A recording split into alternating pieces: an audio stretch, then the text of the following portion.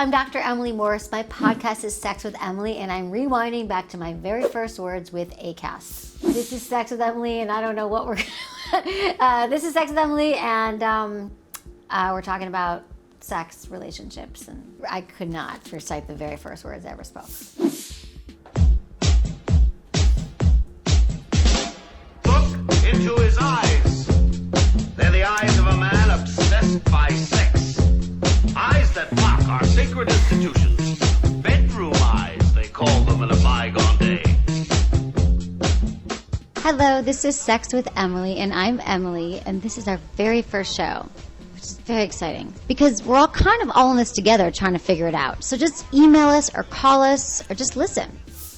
I just remember being in that room with the guy I just hired from Craigslist to work the sound and sitting there really not knowing exactly what I was going to do. And it was pretty exciting. I think it's pretty cool to hear. In my voice, I sound very different, but I am still like, hey, and you should call me or email me. Let me know what you think. So some of that's very much the same what I do now.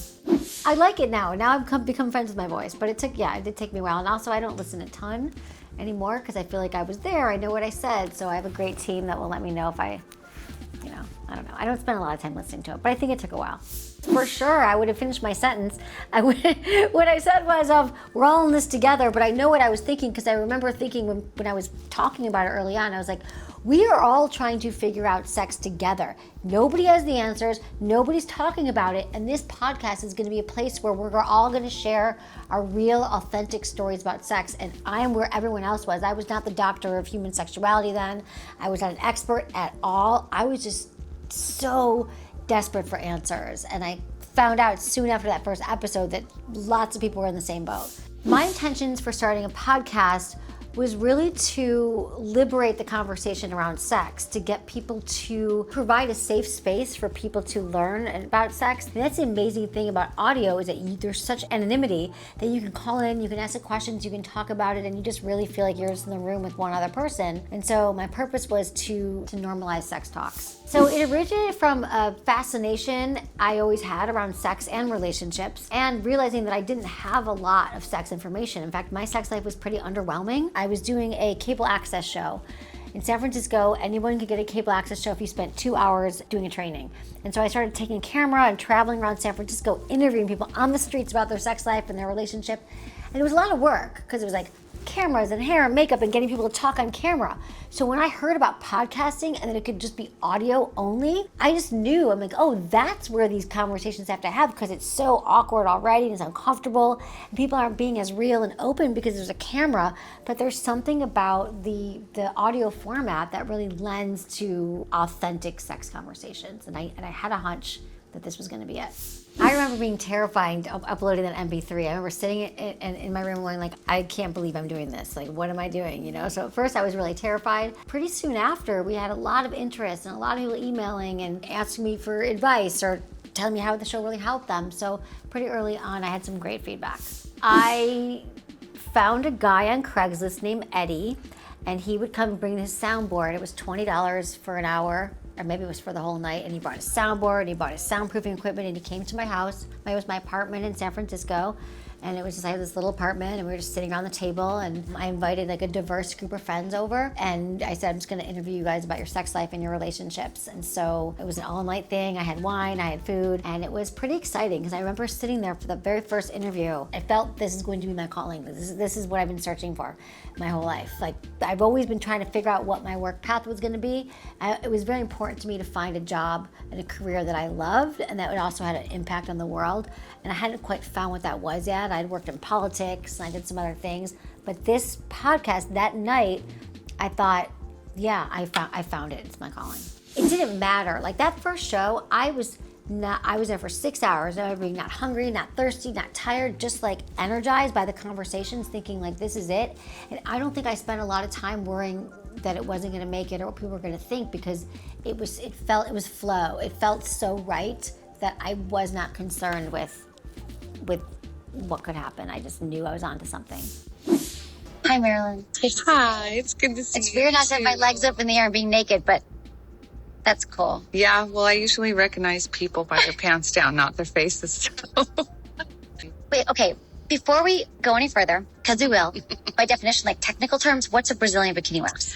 Technically, many people call Brazilians all different types of things. My personal and my signature style is I like to leave a nice V in the front and take everything from the lips Not down. a line, but a V. Not a line. I personally do not like the landing strip. As I tell clients, it's your hoo-hoo. You can have it however you want. You want it wider, smaller, all off, whatever. I don't care. I'll wax it. 4 minutes. You're in, you're out. It's 4 quick. minutes? 4 minutes. I don't remember being 4. Was it 4 with you? Dude, you were with me 5 years ago. I know. Things improve every day. Oh my God, I have to come back. I do 25 to 40 people a day. Okay. Are you kidding? 25 to 40 a day. Yeah. 8,000 unique users, like they say on the internet. You have 8,000 clients. Kind of painful that was the one I put first because I interviewed 7 people that night. But she was fun. Like, you guys understand, bikini waxing was a thing. Like, this woman in San Francisco, Maryland, she put bikini wax. People were not, like, you were shaving. And I remember her saying to me once, I was like, you are so funny. I said to her, why do we go through this? Why do we? And I feel, well, let me just say this. I feel so differently now. I'd be like, shave it, don't shave it, I don't care. But she was so funny because I was like, why do women, like, why do we do all this, go through all this pain? She's like, honey, if you want to sell the house, you got to mow the lawn. And I was like, I don't know. I just thought it was kind of ridiculous that we were all going and it was painful, but yet it felt better and it did make things feel better. So I don't know. But my first thing is like, I want the hard-hitting journalism topics, and I started with a Brazilian wax. But I still remember that she was fun and she was open, and I thought that was a great way to kind of get into sex, some of the things that we do to feel ready for sex. I do a lot more prep. I do a lot more thought. I really want to listen to people, and you could tell, like, I was so excited to be having these conversations with everyone. So really it was just more of a casual conversation than like hard-hitting journalism, and now I really take time to think about, like, what is the message I want to get across? What do I want my listeners to learn? What do I want to learn? What's interesting? So a little bit more goes into it now, and that was just like, I'm going to have a conversation with this woman who had my legs up in stirrups last week.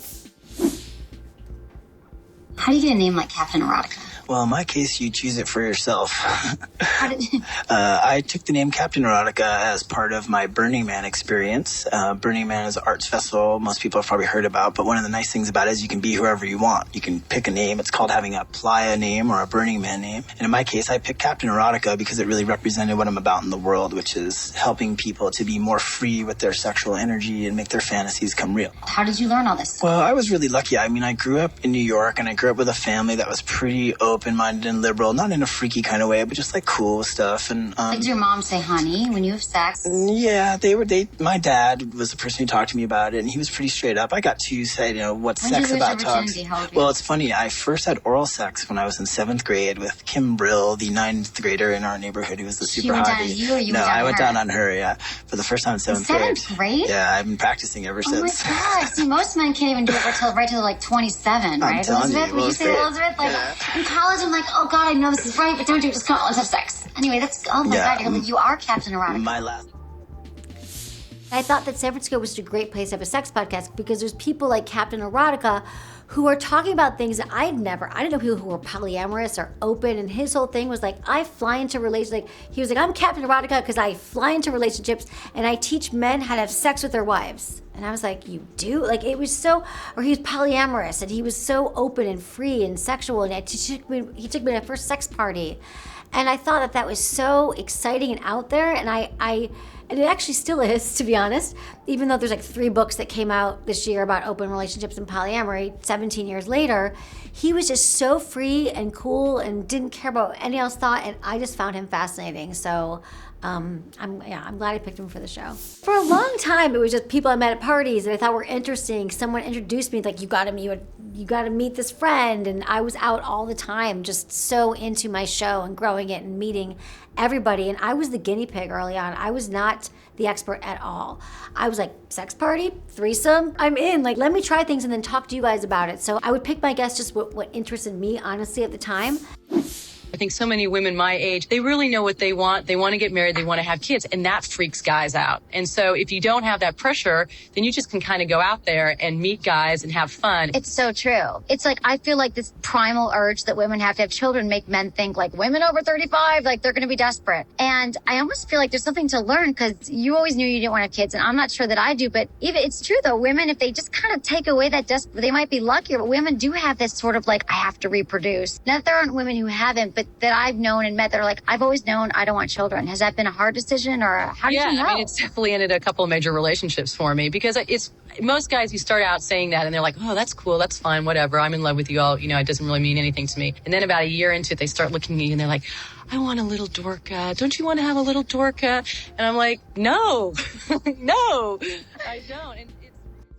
Well, I always tell them that if they're not comfortable with something, we can edit it out. This is not like hard-hitting journalism. I'm not trying to make someone feel bad or disclose something that they've never told anybody, because I think that it's really brave for somebody to say, yes, I'm going to be on a sex podcast. So I already know they come in a little bit nervous, and they always say to me, like, oh, I don't think I'm that interesting for you, or I'm like, that's not why you're here. Can we just have an honest, open conversation? And so I think I try to get to know them and just make them realize, like, I want to tell your story and I want you to look good too. And so we're all in this together. I've changed in the sense of I used to always talk about myself. Then I went through this period where I've become the expert, and people are just like, I just want your answers. And I'm like, great, that's easy. I can give people answers all day long and help them work through deeply personal challenges in their life. So it became less about my experiences and more about my guests or my callers. There have been periods where I had a ton of guests and no callers, and I had all callers and no guests. And I just think I'm constantly just sort of feeling intuitively what people want to talk about. And I think what I've decided over the years is that where it's come now is like, I want people to listen to the episode about dating and get all the information they need, or rejections episode, or how to get through a breakup. And since I have so many years now, I'm like, I want to put everything in there that's going to allow them to really get through this breakup or go on a successful date. It's never gonna be perfect. You're never gonna feel like this is the best episode and everything's exactly how I want it. And I think that there's analysis paralysis where you might send it to a bunch of friends and get all their advice.